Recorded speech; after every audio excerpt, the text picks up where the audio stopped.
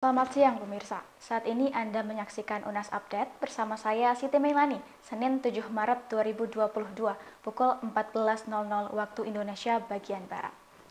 Pemirsa, setelah kenaikan harga tahu dan tempe, sejumlah bahan pokok lainnya ikut merangkak naik, termasuk cabai. Di beberapa pasar di Indonesia, termasuk di Pasar DKI Jakarta, harga cabai naik menjadi Rp80.000 hingga Rp100.000 per kilogram. Di Pasar Kramat Jati misalnya, harga cabai rawit merah dibanderol dengan harga Rp80.000 per kilo.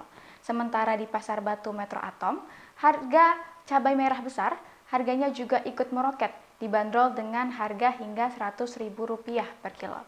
Para pedagang menyebut, kenaikan harga ini memang kerap terjadi menjelang datangnya bulan suci Ramadan. Untuk menyiasati kenaikan harga cabai, para pedagang pun mengurangi penjualan. Sementara untuk pembeli harus berhemat dengan mengurangi pembelian.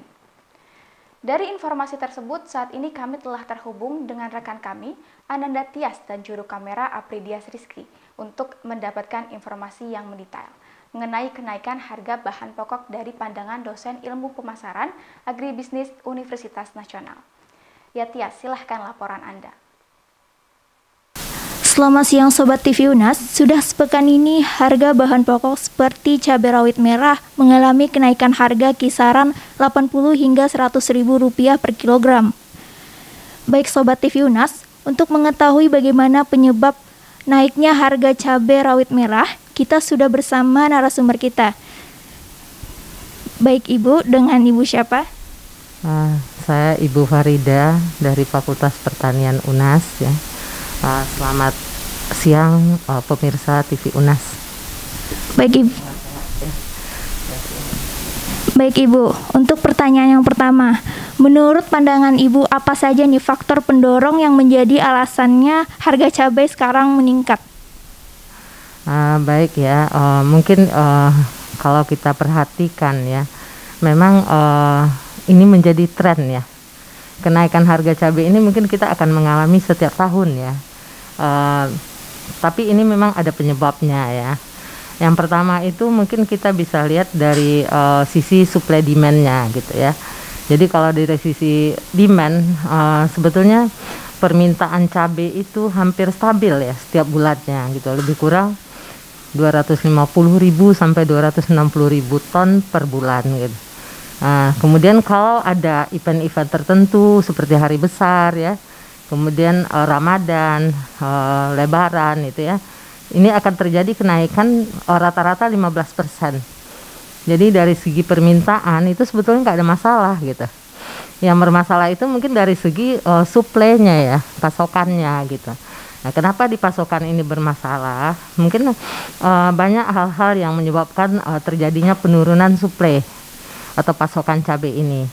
Yang pertama itu adalah ini ya, kecenderungan petani ya. Jadi kadang-kadang petani ini trennya kalau ada komoditi atau komoditas pertanian itu harganya turun gitu, mereka otomatis tidak mau menanam komoditas tersebut gitu. Misalnya di tahun 2020 gitu ya, di akhir tahun 2020 itu terjadi penurunan harga cabai. Nah, otomatis petani-petani hortikultura ini nggak mau menanam cabai, akan beralih ke komoditas lain gitu. Karena mereka beranggapan kalau tanam cabai akan rugi gitu. Tapi hal seperti ini yang menyebabkan di pertengahan tahun 2021 itu harga cabai naik gitu karena pasokannya berkurang gitu. Nah, selain itu juga mungkin karena memang komoditi pertanian ini kan agak kompleks ya, unik gitu ya. Kayak cabai ini kan juga umur simpannya itu pendek sekali. Biasanya sampai 1 sampai 3 hari aja masih segar gitu. Tapi kalau lama dijual gitu, kesegarannya berkurang, otomatis harganya turun gitu. Nah, kemudian juga dari segi transportasi gitu ya. Kemudian penanganan pasca panennya gitu. Kebanyakan itu ya belum optimal gitu. Nah, kalau transportasi biasanya memang terkendala ya, banyak hambatan-hambatan sehingga dia akan lama ya proses pengirimannya itu sampai ke pasar induk misalnya seperti itu gitu. Kemudian dari segi segi gagal panen ini juga sering terjadi. Seperti tahun 2021 pertengahan itu kenaikan harga cabai bukan saja karena petani berkurang menanam cabai ya, tapi juga karena gagal panen gitu. Jadi di daerah sentra produksi cabai di Jawa Timur, Jawa Tengah itu kerendam banjir ya, sehingga terjadi gagal panen hampir 40%. Nah, ini juga mengurangi pasokan daripada cabai rawit maupun cabai merah ya sama itu. Kemudian juga musim hujan yang tinggi, harusnya petani sudah menanam cabai ini, tapi dimundurkan gitu. Nah, karena terkendala curah hujan yang cukup tinggi gitu. Nah itu mungkin hal-hal yang memang penyebab ya daripada terjadinya fluktuatif ya harga cabai di pasaran gitu. Tapi sebetulnya kalau menurut saya ini terjadinya mungkin berulang ya, ada tren tertentu ya, mungkin bisa diantisipasi tapi mungkin belum maksimal sampai saat sekarang gitu. Baik Ibu, dari faktor pendorong itu, dari budidaya cabai, permasalahan apa saja yang sering terjadi terhadap petani cabai yang pemerintah kurang memperhatikan petani cabai itu, Bu? Jadi kalau kita bilang pemerintah kurang memperhatikan ya, bisa iya bisa enggak gitu ya. Karena kalau kita ke lapangan ya, kita kebetulan kan sering ya bawa mahasiswa KKL hampir tiap tahun ya ke lapangan. Kita ke daerah-daerah, macam-macam daerah gitu. Tapi memang kebanyakannya itu PPL lapang itu hampir nggak ada gitu, yang mendampingi petani gitu ya. Mungkin juga bantuan-bantuan subsidi pupuk gitu, bibit itu juga masih kurang gitu. Nah, kemudian juga itu petani itu kadang-kadang menanam cabai itu seperti itu, bibitnya nggak bibit unggul gitu, sehingga hasilnya nggak terlalu maksimal gitu ya. Kemudian juga pemupukannya ini juga terkendala karena ini tergantung keuangan petani gitu. Jadi kadang-kadang petani sudah tahu, misalnya umur 1 bulan dia harus pupuk, awal tanam harus pupuk gitu.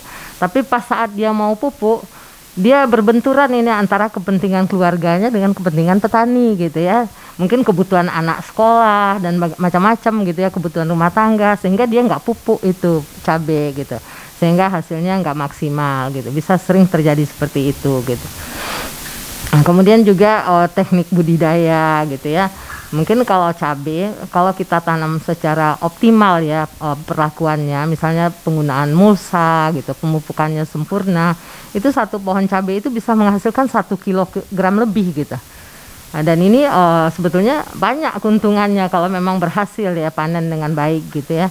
Nah, tapi kadang-kadang hal-hal yang sangat kompleks tadi ya, misalnya cuaca atau misalnya hama yang ini yang menyebabkan sering terjadi gagal panen, sehingga hasilnya itu tidak maksimal produksinya.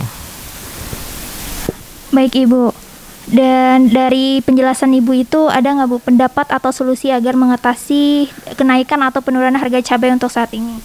Oke. Jadi sebetulnya karena ini berulang ya, tren setiap tahun ya, kita sebetulnya bisa mengantisipasi ya. Mungkin masyarakat awam ya yang butuh cabai. Memang kalau kita lihat di Indonesia itu 60% ya bumbu masak itu ya, sebagian besar itu cabai gitu, iya kan?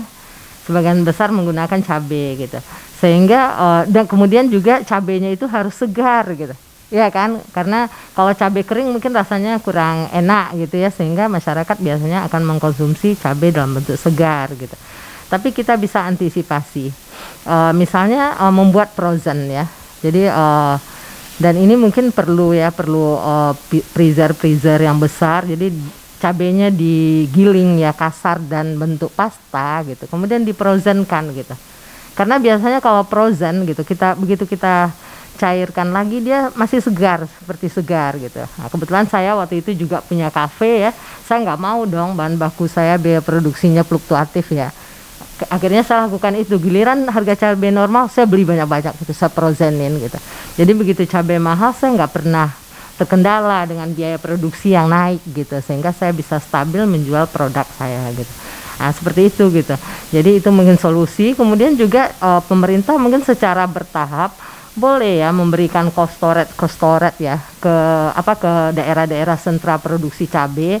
Walaupun sebetulnya di Kementan itu katanya sudah ada bantuan cold storage, truk pendingin gitu ya. Tapi kenyataannya di lapangan itu jarang ketemu gitu ya.